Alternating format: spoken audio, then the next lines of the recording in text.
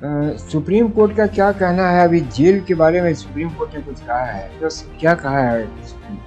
क्योंकि अगर हम लेटरल एंट्री करें यस सर। तो ये कैसा रहेगा, कौन से डिपार्टमेंट में इसकी यूटिलिटी सबसे अच्छा रहेगा, आप बताइए। अभी नेतन्याहू साहब सोच रहे हैं इजराइल में कि किसी तरीके से ह्यूमैनिटेरियन एड यस को सर। ब्लॉक कर दें ताकि गाजा से लोग सब निकल जाएं, पैलेस्टीनियन भी वहां से निकल जाएं। Yes sir.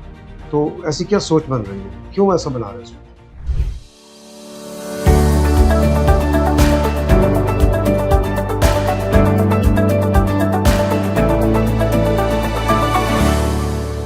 मेघम sir. Please come. Saurav. Good afternoon sir. Good afternoon, Saurav. Please be seated. Saurav, ये बताइए जी कि आप केपीएस कॉलेज में आपने ज्योग्राफी में ग्रेजुएशन किया, यस सर। फिर हिस्ट्री ले लिया, इसमें option yes sir. History geography क्यों नहीं लिया? ज्योग्राफी सर, हिस्ट्री ज्योग्राफी के साथ साथ हमने हिस्ट्री भी पढ़ा था सब्सिडरी के रूप में, तो मुझे लगा कि नहीं तो ये तो ऑनर्स होगा ना ज्योग्राफी। Yes sir. वो नहीं रखा? ज्योग्राफी का भी मैंने अध्ययन किया था, हिस्ट्री का भी किया था, मुझे ज़्यादा सुटेबल हिस्ट्री लगा था तो मैंने हिस्ट्री ले लिया। ठीक है। जी अच्छा, ये बताइए, यस सर। ये फादर गवर्नमेंट जॉब में कहाँ पे हैं? बिहार शरीफ में है सर। नहीं, क्या क्या क्या किस सर्विस एसआई में पोस्ट पे है सर। हैं? एसआई पोस्ट पुलिस में है? Yes sir. तभी आपने बिहार पुलिस सर्विस को इन सोशल वर्क एंड मेडिटेशन। ये दशरथ मांझी जी कौन है? दशरथ मांझी सर, उन्होंने गया क्षेत्र में जो है कि उन्होंने एक पहाड़ को खोद के रास्ता बनाया था अकेले, तो उनका नाम बहुत ज्यादा है उस क्षेत्र में। तो हिस्टोरिकल फिगर है, मैथोलॉजिकल फिगर है, या एक्चुअली कोई है? ये एक्चुअली है सर। अभी हैं? नहीं, अभी उनका डेथ हो गया सर। अच्छा, उन्होंने रास्ता बनवाया पहाड़ खोद करके? यस सर, उनका काफी ज्यादा उन्होंने अकेले दम पे जो है कि चीनी अथॉरिटी से काफी लंबा प्रयास किया वर्षों तक। अच्छा, yes sir. Bihar police service, police reforms की बात हो रही है, वो क्या है पुलिस रिफॉर्म्स? पुलिस रिफॉर्म में सर, एक तो जो पुलिस संख्या बल है, वो जो हमारा यूएन का मानक है कि 220 प्रति लाख जनसंख्या होना चाहिए, एक वो है। दूसरा सर, एक स्मार्ट पुलिसिंग की बात आती है, जिसमें कि पुलिस को वंचित वर्ग के प्रति सेंसिटिव होना चाहिए, मॉरल होना चाहिए, अकाउंटेबल होना चाहिए, और साथ साथ जो समुदाय और पुलिस के बीच में जो गैप आ गया है या फिर गैप बना हुआ है, उसको कम करने का प्रयास करना चाहिए। तो इन सब, और जो अपराध हो रहे हैं उसको रोकने का भी, और जो अपराध को सिद्ध करने का जो दर है उसको बढ़ाने के लिए तकनीक का इस्तेमाल करना चाहिए। ये सारे समग्र रूप से पुलिस रिफॉर्म के अंतर्गत आ सकते हैं। पुलिस रिफॉर्म किसका ब्रेन चाइल्ड है? किसने इस बात को पहले? सर, इसमें सर एक नाम जो मैं रिकॉल कर पा रहा हूँ, प्रकाश सिंह केस में सर इस चीज को सुप्रीम कोर्ट में। कौन थे प्रकाश सिंह? सर ये डीजीपी रहे होंगे सर किसी स्टेट के, पर मुझे ये एक्चुअल ध्यान नहीं है किसी स्टेट के। उत्तर प्रदेश के। यस। सुप्रीम कोर्ट का क्या कहना है अभी जेल के बारे में? सुप्रीम कोर्ट ने कुछ कहा है? Yes sir. क्या कहा है सुप्रीम कोर्ट ने?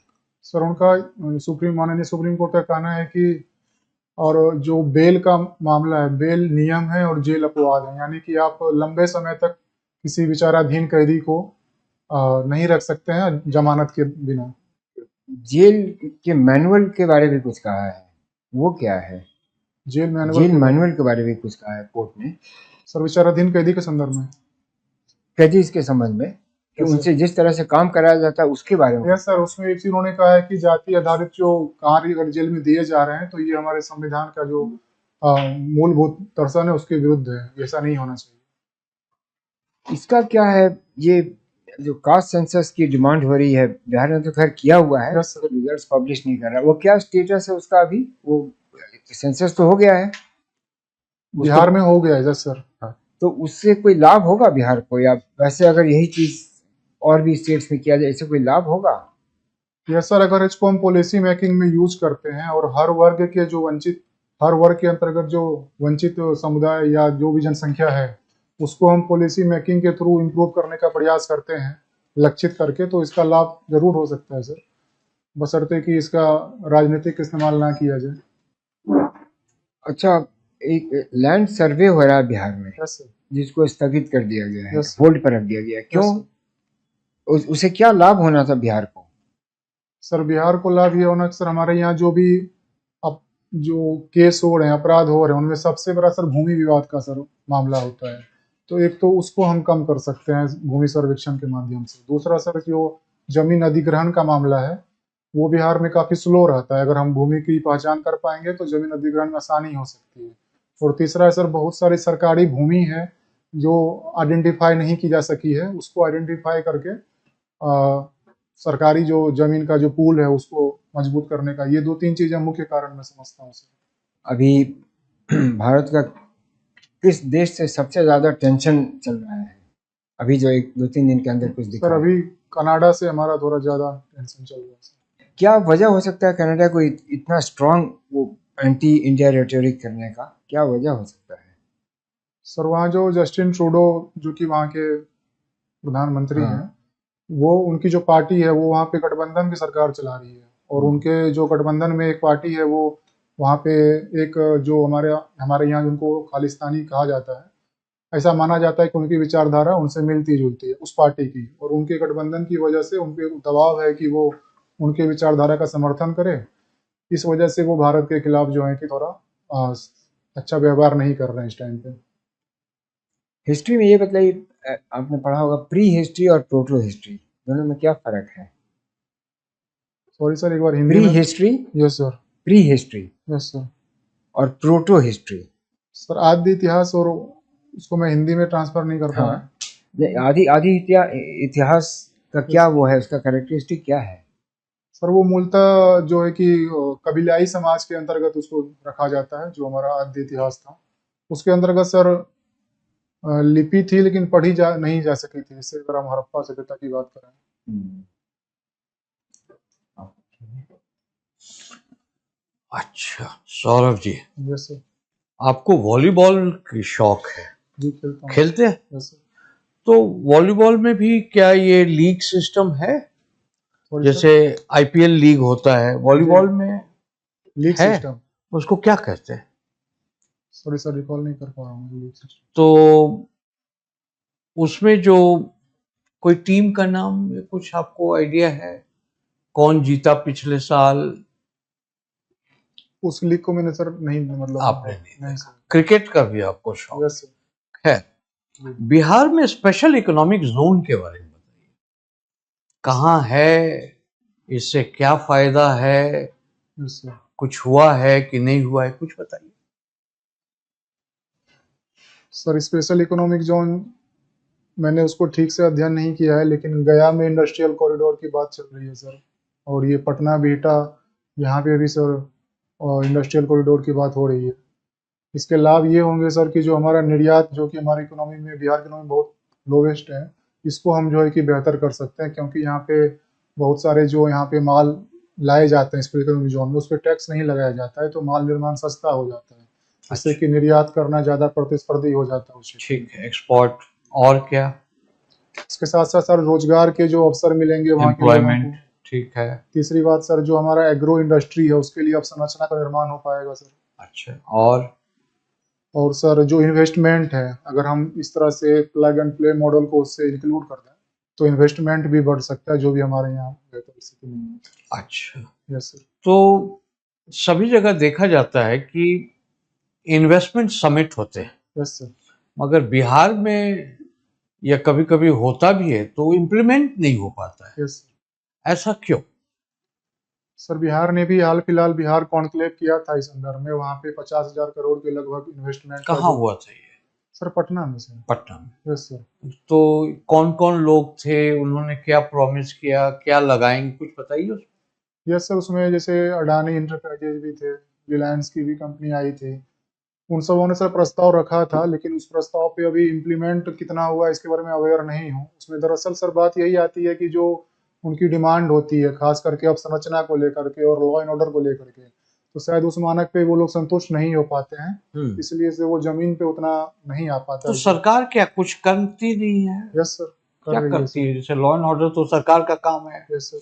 कनेक्टिविटी सरकार की काम है, यस सर। तो क्यों नहीं कर पाती है? ऐसा क्या मजबूरी क्या है सरकार? सर सरकार के पास जितने संसाधन हैं उसके अनुसार वो कार्य कर रही है। जैसे औद्योगिक प्रोत्साहन नीति है सर, स्टार्टअप पॉलिसी है, इथेनॉल पॉलिसी है। लेकिन जो हमारे अवसंरचना निर्माण के जो संसाधन हमें चाहिए, शायद उतने संसाधन बिहार के पास नहीं है, इसके लिए वो विशेष राज्य के दर्जे की मांग करती है सर। और दूसरी बात ये भी है कि जो स्किल्ड तो लेबर। इस बार तो यस सर। सेंटर ने काफी पैसे दिए हैं, हाँ सर। बताइए कहाँ कहाँ किस चीज के लिए दिए? सर एक तो 59,000 करोड़ रुपए की एक मुश्त दी गई है। दूसरा सर 4 एक्सप्रेसवे की बात की गई है, ग्रीन एक्सप्रेसवे से पूर्णिया और पटना, पूर्णिया पटना एक्सप्रेसवे है सर। बक्सर भागलपुर है सर। फिर 35 में सर वो। ठीक है, और उसके अलावा क्या क्या है उसमें? सर 11,500 करोड़ दिया गया है बाढ़ राहत कार्य के लिए सर। कि बाढ़ के लिए? यस सर, बाढ़ राहत कार्य के लिए दिया गया है सर। उसमें क्या परियोजना है? सर उसमें जैसे तटबंधों का रख रखाव करना, या फिर अगर बाढ़ आ जाता है तो उसमें पुनर्वास सहायता कार्यक्रम। कुछ रिवर इंटरलिंकिंग का भी उसमें बात है? यस सर, हमारे यहाँ सर कोसी मेची योजना को ये है क्या?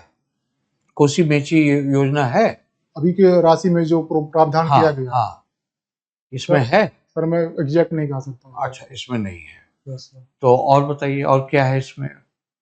सर ग्रीन एक्सप्रेसवे की बात है, जो हमारा जो वो जो बक्सर में और फिर 35 में जो सर इलेक्ट्रिसिटी उत्पादन की बात की जा रही है, उसको डबल किया गया है सर। अच्छा, और सर ये सब अच्छा, प्रावधान। ये बताइए कि बहुत लोग बात करते हैं लैटरल एंट्री का, यस सर। तो क्यों बिहार में क्यों नहीं करते? क्योंकि अगर हम लैटरल एंट्री करें यस सर। तो ये कैसा रहेगा? कौन से डिपार्टमेंट में इसकी यूटिलिटी सबसे अच्छा रहेगा, आप बताइए। सर लैटरल एंट्री अगर इसको अपनाया जाए बिहार के स्तर पे भी, तो उसको ये बेहतर हो सकता है सर। खास करके जो संचार प्रौद्योगिकी का जो हमारा क्षेत्र होगा, पॉलिसी मेकिंग का क्षेत्र होगा। पुलिस में कैसा रहेगा? पुलिस में lateral entry. Sir lateral entry का प्रावधान जहां तक मैं मानता हूं कि अगर जो मैंने इसके बारे में पढ़ा है सर, तो ये नहीं, चीज आपके विचार से नया इनोवेटिव आइडिया बताइए। पुलिस में लैटरल एंट्री के। तो सर जैसे कि आजकल साइबर अपराध बहुत ज्यादा हो रहे हैं सर, और हमारे पास जो है कि अपराध को पहले जानने का, उसको ट्रैक करने का, ये जो है कि पुलिस उतनी आधुनिक नहीं है। अगर हम ऐसे तो ये आइडिया ठीक रहेगा? अगर सर वो साइबर अपराध के स्पेशलिस्ट हैं तो उनकी सहायता ली जा सकती है सर पुलिस के क्षेत्र में। धन्यवाद। Okay, what's your daily routine? Daily routine sir, very briefly. Yes sir.